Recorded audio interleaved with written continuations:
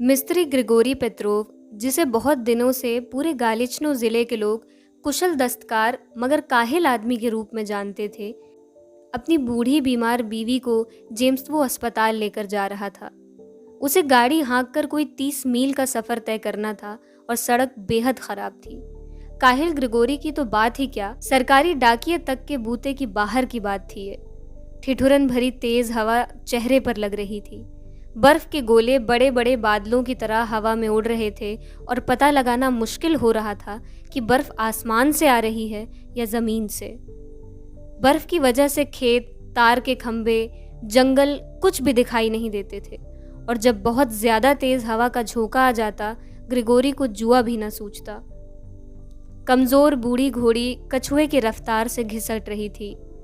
गहरी बर्फ में एक एक टाप निकालने और गर्दन झटकने में ही उसे अपनी सारी ताकत लगा देनी पड़ती थी। मिस्त्री को जल्दी थी। बेचैनी से वह अपनी जगह पर बीच बीच में उठता बैठता और घोड़ी की पीठ पर बार बार चाबुक मारता। रो ना मैत्रियोना, वो बड़बड़ाया, जरा कोशिश करके बर्दाश्त कर लो। ईश्वर कृपा करे हम लोग जल्दी ही अस्पताल पहुंच जाएंगे और वे लोग फौरन पलक झपकते तुम्हारा इलाज।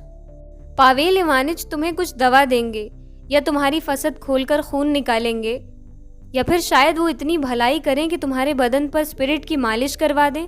स्पिरिट बदन का दर्द खींच लेती है। पावेल इवानिच अपनी ताकत भर तुम्हारे लिए सब कुछ करेंगे। वह चीखे चिल्लाएंगे और पैर पटकेंगे, फिर तुम्हें अच्छा करने के लिए जो कुछ भी कर सकते हैं वो करने में जुट जाएंगे। वो बड़े सज्जन, भले मानस और दयालु हैं। ईश्वर उनका भला करे। जैसे ही हम लोग वहाँ पहुँचेंगे वो दौड़ते हुए अपने घर से निकल आएंगे और गाली देने लगेंगे। वो चिल्लाएंगे, क्या, क्यों, तुम वक्त पर क्यों नहीं आए? क्या मैं कोई कुत्ता हूँ जो तुम बदमाशों के इशारों पर नाचता रहूं? तुम सवेरे क्यों नहीं आए? भाग जाओ, अब कल आना। और मैं कहूँगा, डॉक्टर साहब, पावेल इवानिच, हुजूर, जल्दी चलना शैतान की बच्ची, जल्दी चल। मिस्त्री ने घोड़े के चाबुक जमाया और बीबी की ओर देखे बिना बड़बड़ाता गया। हुजूर, ईश्वर साक्षी है, मैं पाक सलीम की कसम खाता हूँ, मैं बहुत तड़के घर से रवाना हुआ था, लेकिन मैं वक्त से कैसे पहुँच पाता? माँ मरियम ने कुपित होकर यह अंधड़ चला दिया। आप अपने आप देख लें, कोई बढ़िया घोड़ा भी वक्त पर नहीं पहुँच सकता और मेरी घोड़ी, आप ज़रा इस पर निगाह डालें, ये तो एक बवाल है। और पावेल इवानिच गुस्से में भौहें तान कर चिल्लाएंगे, मैं तुम लोगों को समझता हूँ, तुम लोग हमेशा कोई ना कोई बहाना ढूंढ ही लोगे, खासतौर पर तुम ग्रीष्का, तुम्हें तो मैं खूब जानता हूँ। मेरा ख्याल है कि तुम रास्ते में 5 बार शराब खाने में रुके होगे। और मैं कहूँगा, हुजूर, मैं क्या कोई संगदिल नास्तिक हूँ? क्या मुझे भगवान का डर नहीं है? यहाँ मेरी बुढ़िया मर रही है, उसके प्राण पखेरु उड़ने वाले हैं और मैं क्या शराब खानों की ओर दौड़ूंगा? यह आप कैसी बातें कर रहे हैं? जहन्नुम में जाएं शराब खाने। तब पावेल इवानिच तुम्हें अस्पताल के भीतर ले जाने को कहेंगे और मैं उसके पैरों पर गिर जाऊंगा। पावेल इवानिच, हुजूर, हम आपके एहसानमंद हैं, आपको धन्यवाद देते हैं। हम पापियों व मूर्खों को आप माफ़ करें, हमें बहुत कड़ाई से न जांचें। हम ठहरे गंवार किसान, हम लोगों को तो लात मार कर निकाल देना चाहिए और आप हैं कि हमसे मिलने के लिए बर्फ़ में निकल आए हैं। और पावेल इवानिच मेरी ओर ऐसे ताकेंगे मानो मुझे ठोंकने वाले हों और कहेंगे, मेरे पैरों पर गिरने की जगह तुम गधे को वोदका ढकोसना छोड़ अपनी बुढ़िया पर कुछ तरस खाना चाहिए। तेरे तो कोड़े मारने चाहिए। कोड़े, पावेल इवानिच, ईश्वर जानता है हम लोगों के सचमुच कोड़े लगने चाहिए, पर आपके पैरों पर हम कैसे न गिरें? आपकी श्रद्धा कैसे न करें? आप हमारे हित चिंतक हैं, हमारे अपने पिता हैं हुजूर। मैं सच कहता हूँ, ईश्वर साक्षी है, अगर मैं अपनी बात से फिरूं तो आप मेरे मुंह पर थूक देना।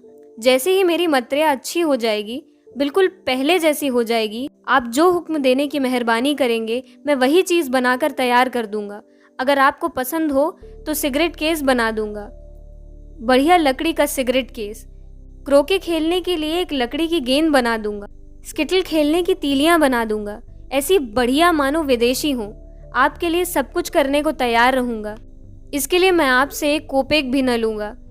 इस तरह के सिगरेट केस के लिए मॉस्को में आपसे 4 रूबल ऐंठ लेते और मैं आपसे 1 कोपेक भी न लूँगा। और डॉक्टर हंसकर कहेगा, अच्छा अच्छा, अब बस कर, बहुत हुआ। पर यह बड़े अफसोस की बात है कि तू शराबी है। इन भले मानसों से मुझे बात करना आता है बुढ़िया। ऐसा कोई साहब है ही नहीं जिसे मैं मना न सकूं। बस भगवान इतनी दया करे कि हम रास्ता न भूलें। कैसा तूफान है, बर्फ की वजह से मुझे ठीक ठीक दिखाई भी नहीं पड़ता। मिस्त्री लगातार बड़बड़ाता जा रहा था।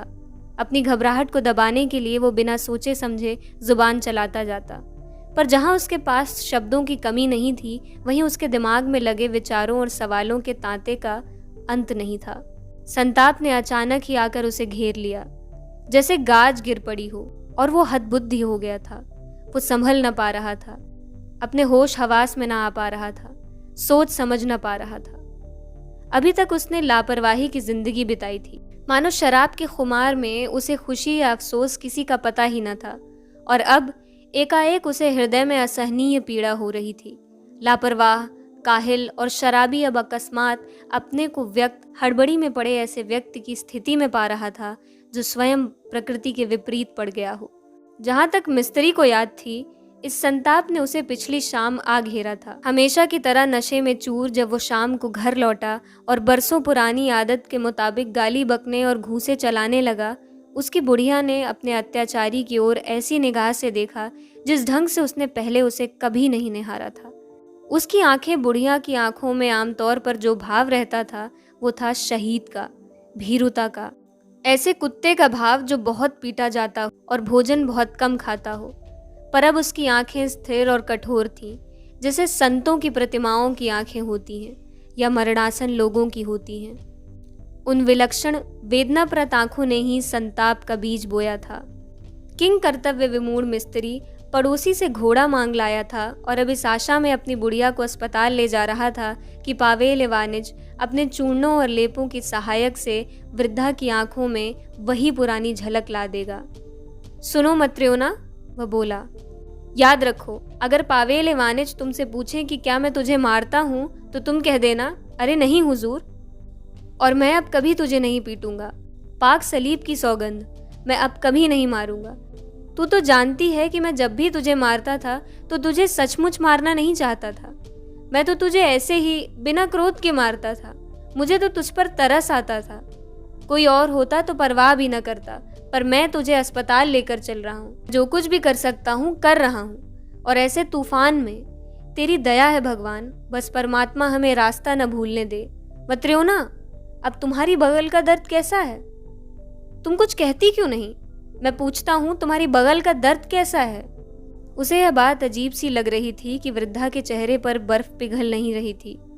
अजीब बात थी यह कि उसका चेहरा भी लंबा खिंचा लगता था और ऐसे मटमैले भूरे रंग का हो गया था मानो गंदी मोम का हो, और ऐसा गंभीर, ऐसा कठोर लग रहा था। मिस्त्री ने भन्ना कर कहा, ए पागल बूढ़ी, मैं तुझे ईमानदारी से ईश्वर को साक्षी मान करके पूछता हूँ, और तू बूढ़ी पगली, मैं तुझे पावेल इवानिच के पास नहीं ले जाऊंगा। बस। मिस्त्री ने लगाम ढीली छोड़ दी और सोच विचार में लग गया। बुढ़िया की ओर ताकने की उसकी हिम्मत नहीं हो रही थी। वो डर रहा था। बिना जवाब पाए उससे सवाल करते जाने में भी उसे डर लग रहा था। अंत में इस दुविधा को दूर करते हुए उसने वृद्धा की ओर देखे बिना उसका ठंडा हाथ टटोला। जब उसने हाथ छोड़ा, वो पत्थर की तरह गिर पड़ा। मर गई? हाय हाय! और मिस्त्री रोने लगा। उसकी भावना दुख की नहीं, खींच की थी। वो सोचने लगा कि दुनिया में घटनाएं किस तेजी से घटती हैं। उसका संताप ठीक से शुरू भी न हुआ था कि अब सब कुछ समाप्त हो गया। अपनी वृद्धा के साथ रहना, उससे अपने दिल की बात कहना, उससे स्नेह करना, उसकी सेवा करना अभी ठीक से शुरू भी नहीं हुआ था कि वो मर गई। वह उसके साथ 40 वर्ष से रह रहा था, पर ये 40 वर्ष मानो एक कुहासे में बीत गए थे। शराब पीने, लड़ने झगड़ने और ज़रूरतों में जिंदगी अज्ञात सी गुजर रही थी, और वृद्धा ठीक उसी समय गुजर गई जब उसे आभास हुआ कि वह उसे प्यार करता था, कि वह अब उसके बिना नहीं रह सकता, कि उसने उसके साथ बड़ा जुल्म किया था। उसे याद आया, वो भीख मांगने जाती थी। मैं उसे रोटी के लिए भीख मांगने भेजता था। हाँ, मैं भेजता था। उफ उफ, वो अभी 10 साल और जिंदा रह सकती थी, बेचारी पगली। और अब वो सोचती होगी कि मैं सचमुच ही ऐसा था। पवित्र माता, मैं जा कहाँ रहा हूँ? अब उसे डॉक्टर नहीं, कब्र की जरूरत है। अरे मुड़ जा, वापस मुड़। ग्रिगोरी ने लगाम खींचकर घोड़ी का मुंह पीछे फेर दिया और पूरी ताकत से उसने चाबुक जमाया। हर घंटे सड़क और ज्यादा खराब होती जाती थी। अब उसे घोड़ी का जुआ बिल्कुल ही नहीं दिखाई देता था। बीच बीच में गाड़ी किसी चीड़ के पौधों को कुचल जाती, कोई काली चीज मिस्त्री का हाथ खरोच जाती और तेजी से उसकी आंखों के सामने से चमक कर निकल जाती, और फिर उसे चक्कर मारती हुई सफेदी के अलावा और कुछ दिखाई न देता। मिस्त्री सोच रहा था, काश जिंदगी फिर से शुरू करने का एक मौका मिलता। उसे याद आया कि 40 साल पहले मत्रियोना नवयुवती सुंदरी और प्रश्नचित्त थी कि वो एक समृद्ध परिवार से आई थी। उसकी शादी ग्रिगोरी की कुशलता के कारण ही उससे कर दी गई थी। सुखी जीवन के लिए जो कुछ चाहिए वो सब उसके पास था। पर विवाह संपन्न होते ही उसी क्षण शराब में चूर व अलाव घर के ऊपर की पट्टी पर धम से आकर सो रहा था, और तब से वो मानो कभी पूरी तरह जागा ही नहीं। आज तक पूरी तरह होश में नहीं आया। उसे शादी की तो याद थी, पर वह चाहे जितनी कोशिश करे, शादी के बाद क्या हुआ इसकी याद उसे नहीं आती थी, सिवाय शराब पीने, सोने और मारपीट करने के। और इस तरह 40 साल बर्बाद हो गए। उड़ती हुई बर्फ के सफेद बादल अब धीरे धीरे धूमिल हो रहे थे। सांझ होती जा रही थी। अचानक मिस्त्री ने फिर अपने आप से पूछा, मैं कहाँ जा रहा हूँ? मुझे चाहिए कि मैं जाकर उसे दफन कर दूं, और मैं लगातार अस्पताल की ओर हाँकता चला जा रहा हूँ। मैं मानो पागल हो गया। उसने फिर घोड़ी का मुंह पीछे फेरा, चाबुक से उसे फिर मारा। अपनी सारी शक्ति संजोकर घोड़ी फुंकारी और दुलकी भागने लगी। मिस्त्री उसे बराबर चाबुक मारता जाता। उसे अपने पीछे खटखट की आवाज सुनाई देने लगी, और उसने पीछे मुड़े बिना समझ लिया कि लाश का सिर गाड़ी से टकरा रहा होगा। अंधेरा बढ़ता गया। हवा और ठंडी होती गई और तेज व ठिठुरन भरी होती गई। जिंदगी फिर शुरू करने को मिले, मिस्त्री सोच रहा था। मैं अपने लिए नए औजार खरीद लूं और लोगों से ऑर्डर ले लेकर उनके लिए सामान बनाने लगूं और रुपया में वृद्धा को देने लगूं। हाँ, तब उससे लगाम छूट गई। वो उसे ढूंढने लगा और झुककर उसे उठाना चाहा, पर बेकार, उसके हाथ चल नहीं रहे थे। कोई बात नहीं, उसने सोचा, घोड़ी अपने आप चलती जाएगी। वो रास्ता जानती है।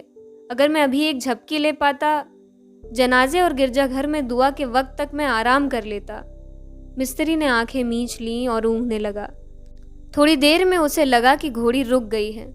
आंखें खोलकर उसने देखा कि वो किसी गहरे रंग की झोपड़ी या चारे के बड़े से ढेर के सामने है। वो समझ रहा था कि उसे स्लेट से उतरकर देखना चाहिए कि वो है कहाँ, पर उसके अंग अंग में ऐसी थकान, ऐसा आलस से भरा था कि वो सर्दी से जमकर मर जाने से बचने के लिए भी हिल-डुल न सकता था। वो आराम से सो गया। वो एक बड़े से कमरे में जागा जिसकी दीवारें सफेदी से पुती हुई थीं। खिड़की से चमकीली धूप भीतर आ रही थी। मिस्त्री ने देखा कि कमरे में लोग मौजूद हैं, और उसके दिमाग में जो पहली बात आई कि उसे विज्ञ और समझदार लगना चाहिए। उसने कहा, पादरी को बताना होगा, हमें वृद्धा के लिए दुआ मांगनी चाहिए। किसी आवाज ने उसे टोका, ठीक है, तुम जरा चुपचाप लेटे रहो।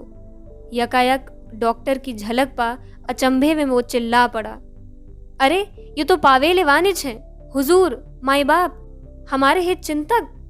उसने बिस्तर से कूदकर चिकित्सा विज्ञानी के चरणों में नतमस्तक होने की कोशिश की, लेकिन उसे लगा कि उसके हाथ पांव उसके बस में नहीं है। हुजूर, मेरे पांव कहाँ हैं? मेरे हाथ कहाँ गए? अपने हाथ पांवों को अलविदा कह लो। तुमने उन्हें सर्दी में जमने दिया। बस करो। तुम रो किस लिए रहे हो? ईश्वर को धन्यवाद दो कि तुम्हें पूरी जिंदगी मिली। मैं समझता हूँ तेरी उम्र तो 60 की हो चुकी है। तुमने भी अपना जमाना देख लिया। हाय हुजूर, मन में यह बिथा लिए कैसे मरूं? मुझे माफ करें, मैं अगर 5-6 बरस और रह पाता। काहे के लिए? यह घोड़ी मेरी नहीं थी, मुझे वह वापस करनी होगी। मुझे अपनी बुढ़िया को दफन करना होगा। आह, इस दुनिया में हर बात किस तेजी से गुजर जाती है। हुजूर पावेल इवानिच, सबसे बढ़िया लकड़ी का सिगरेट केस, मैं आपको क्रोके खेलने की गेंद बना दूंगा। डॉक्टर हाथ हिलाकर कमरे के बाहर हो गया। मिस्त्री का सब कुछ समाप्त हो गया।